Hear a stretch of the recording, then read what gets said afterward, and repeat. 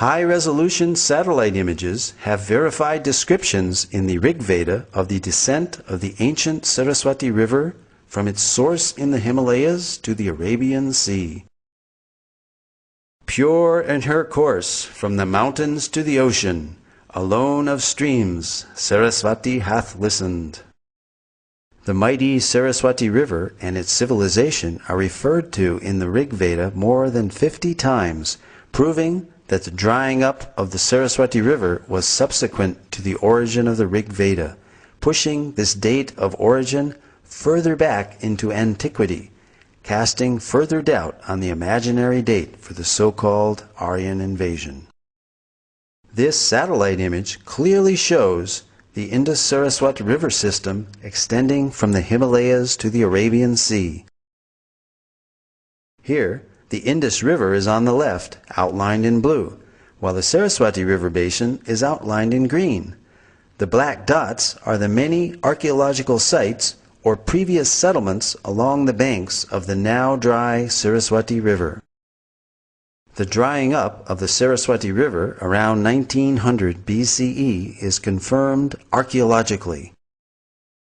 Following major tectonic movements or plate shifts in the Earth's crust, the primary cause of this drying up was due to the capture of the Saraswati River's main tributaries, the Sutlej and the Drishtadyavati, by other rivers. Although early studies based on limited archaeological evidence produced contradictory conclusions, recent independent studies, such as that of archaeologist James Schaffer in 1993, showed no evidence of a foreign invasion in the Indus-Saraswati civilization and that a cultural continuity could be traced back for millennia. In other words, archaeology does not support the Aryan invasion theory. Marine archaeology has also been utilized in India off the coast of the ancient port city of Dwarka in Gujarat, uncovering further evidence in support of statements in the Vedic scriptures. An entire submerged city at Dwarka, the ancient port city of Lord Krishna, with its massive fort walls, piers, wharves, and jetty, has been found in the ocean as described in the Mahabharata and other Vedic literatures. This Sanskrit verse from the Moshila Parva of the Mahabharata describes the disappearance of the city of Dwarka into the sea. After all the people had set out, the ocean flooded Dwarka, which still teemed with wealth of every kind. Whatever portion of land was passed over, the ocean immediately flooded over with its waters. Dr. S.R. Rao, formerly of the Archaeological Survey of India, has pioneered marine archaeology in India.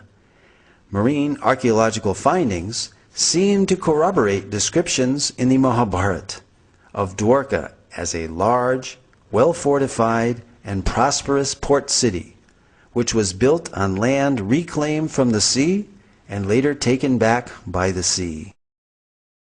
This lowering and raising of the sea level during these same time periods of the 15th and 16th centuries BCE is also documented in historical records of the country of Bahrain.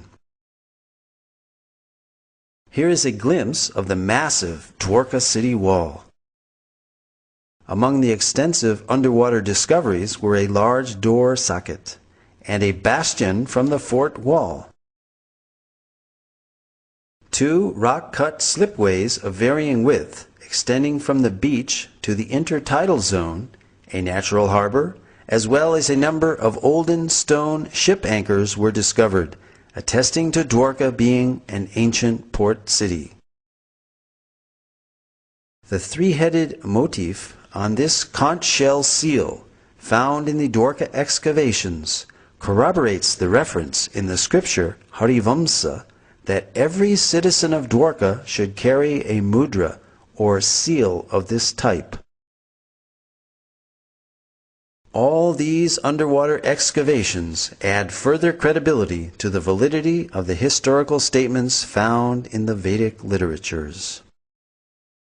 Apart from Dwarka, more than 35 sites in North India have yielded archaeological evidence and have been identified as ancient cities described in the Mahabharata. Copper utensils, iron, seals, gold and silver ornaments, terracotta discs, and painted grayware pottery have all been found in these sites. Scientific dating of these artifacts again corresponds to the non-Aryan invasion model of Indian antiquity. Furthermore, the Matsya and Vayu Puranas describe great flooding which destroyed the capital city of Hastinapur, forcing its inhabitants to relocate in Kaushambi.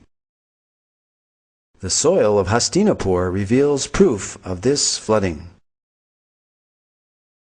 Archaeological evidence of the new capital of Kaushambi has recently been found, which has been dated to the time period just after this flood. Similarly, in Kurukshetra, the scene of the great Mahabharata war, iron arrows and spearheads have been excavated and dated by thermoluminescence to 2800 BCE, the approximate date of the war given within the Mahabharata itself. The Mahabharata also describes 3 cities given to the Pandavas, the heroes of the Mahabharata, after their exile: Paniprastha, Sonaprastha, and Indraprastha, which is Delhi's Puranikela. These sites have been identified and yielded pottery and antiquities which show a cultural consistency and dating consistent for the Mahabharata period, again verifying statements recorded in the Vedic literatures. Although early Indologists in their missionary zeal widely vilified the Vedas as primitive mythology, many of the world's greatest thinkers admired the Vedas as great repositories of advanced knowledge and high thinking. Arthur Schopenhauer, the famed German philosopher and writer, wrote that I encounter in the Vedas deep, original, lofty thoughts, suffused with a high and holy seriousness. The well-known early American writer Ralph Waldo Emerson read the Vedas daily. Emerson wrote, I owed a magnificent day to the Bhagavad Gita. Henry David Thoreau said, in the morning I bathe my intellect in the stupendous philosophy of the Bhagavad Gita, in comparison with which our modern world and its literature seems puny and trivial. So great were Emerson and Thoreau's appreciation of Vedantic literatures that they became known as the American Transcendentalists. Their writings contain many thoughts from Vedic philosophy. Other famous personalities who spoke of the greatness of the Vedas were Alfred North Whitehead, British mathematician, logician, and philosopher, who stated that Vedanta is the most impressive metaphysics the human mind has conceived. Julius Robert Oppenheimer, the principal developer of the atomic bomb, stated that the Vedas are the greatest privilege of this century. During the explosion of the first atomic bomb, Oppenheimer quoted several Bhagavad Gita verses from the 11th chapter, such as, Death I am, cause of destruction of the worlds. When Oppenheimer was asked if this is the first nuclear explosion, he significantly replied, yes, in modern times, implying that ancient nuclear explosions may have previously occurred. Lin Yutang, Chinese scholar and author, wrote, India was China's teacher in trigonometry, quadratic equations, grammar, phonetics, and so forth.